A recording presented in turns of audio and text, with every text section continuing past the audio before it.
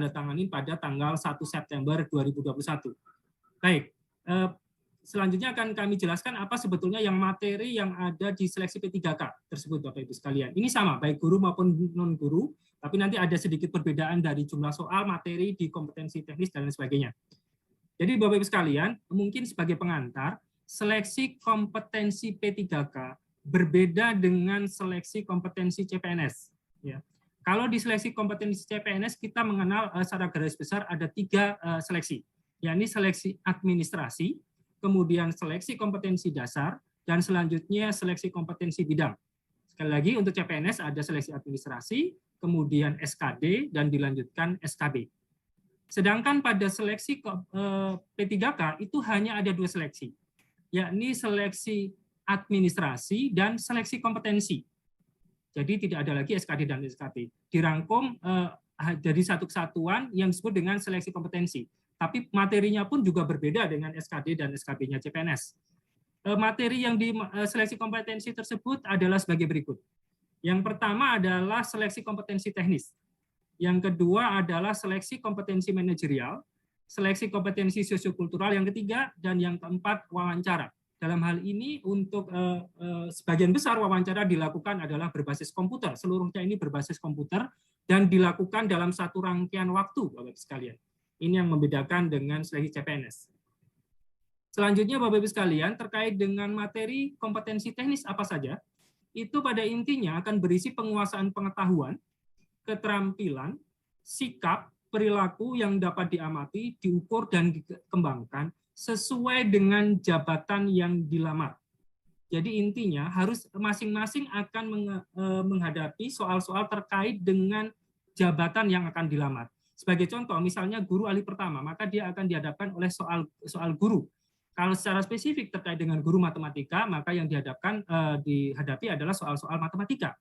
Kemudian arsiparis ahli pertama, demikian juga akan menghadapi soal-soal terkait dengan kearsiparisan untuk diseleksi kompetensi teknis. Begitu juga misalnya Pranata Humas terampil dan sebagainya. Materi soalnya berbeda dengan materi soalnya SKB CPNS pada dasarnya Bapak Ibu sekalian. Karena sasaran atau tujuan yang kita tuju untuk P3K berbeda dengan apa yang kita tuju untuk CPNS. Pada dasarnya untuk P3K kita ingin menyasar mereka yang memiliki, ya, tujuannya adalah kita ingin merekrut profesional, ya, expert di bidangnya yang siap pakai.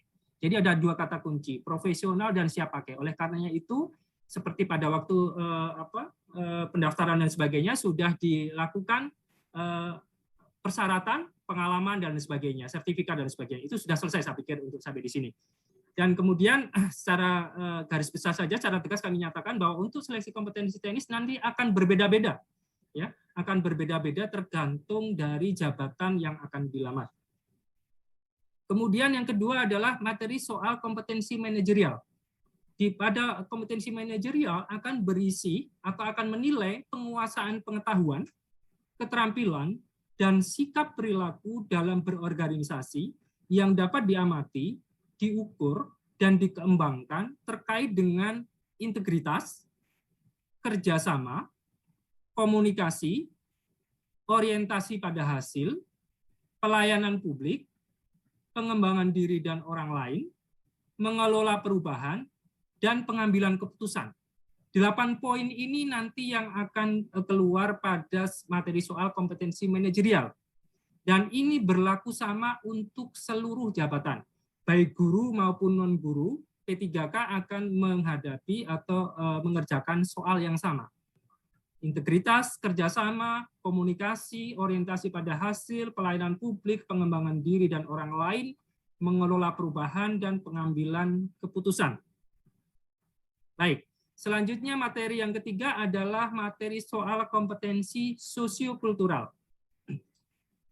Tujuannya adalah untuk menilai penguasaan pengetahuan, keterampilan, dan sikap perilaku yang dapat diamati, diukur, dan dikembangkan terkait dengan pengalaman berinteraksi dengan masyarakat majemuk dalam hal agama, suku, dan budaya, perilaku, wawasan kebangsaan, etika, nilai-nilai, moral, emosi, dan prinsip yang harus dipenuhi oleh setiap pemegang jabatan untuk memperoleh hasil kerja sesuai dengan peran, fungsi, dan jabatan, dalam perang pemangku jabatan sebagai perangkat bangsa yang memiliki 1. Kepekaan terhadap perbedaan budaya, 2. Kemampuan berhubungan sosial, 3. Kepekaan terhadap konflik, yang keempat adalah empati. Jadi 4 hal ini, 4 poin ini yang akan diukur Bapak Ibu sekalian.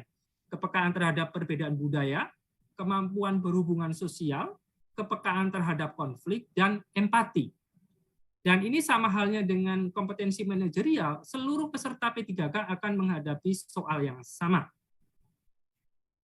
Baik, selanjutnya materi soal untuk wawancara. Materi soal wawancara ini ditujukan untuk menilai integritas dan moralitas. Ada 2 poin yang dinilai di sini, adalah integritas dan moralitas. Bapak Ibu sekalian, karena P3K kita jumlahnya cukup besar tahun ini untuk formasi di guru saja hampir 500.000 sekian, 526.000, dan kemudian P3K non guru yang juga cukup besar, maka pada dasarnya Panselnas menyediakan soal wawancara yang berbasis komputer, jadi berbasis CAT. Jadi nanti dalam satu rangkaian ketika tadi kompetensi teknis selesai, manajerial sosial kultural juga berbasis komputer selesai, maka kemudian dilanjutkan dengan wawancara yang berbasis komputer. Ini juga seragam Bapak Ibu sekalian untuk seluruh materi, untuk seluruh peserta P3K baik di guru maupun non guru. Baik Bapak Ibu sekalian, itu terkait materi. Selanjutnya terkait dengan pelaksanaan, mungkin tidak terlalu detail saya sampaikan, hanya untuk P3K jabatan fungsional non guru nanti akan dilaksanakan dengan metode CAT-BKN. Ya, nanti dengan CAT-BKN, kebetulan Pak Kapus yang PPSS yang dari BKN sore ini juga berkenan hadir. Kemudian untuk P3K yang guru ini dilaksanakan dengan metode CAT-UNBK-nya Kemendikbudristek. Ya, jadi dilakukan menggunakan Kemendikbudristek yang tersebar di seluruh jaringannya di seluruh Indonesia. Dan alhamdulillah juga dalam kesempatan ini Bu Ses Dirjen PTK juga telah hadir bersama kita. Baik, itu dari sisi pelaksanaan Bapak Ibu sekalian.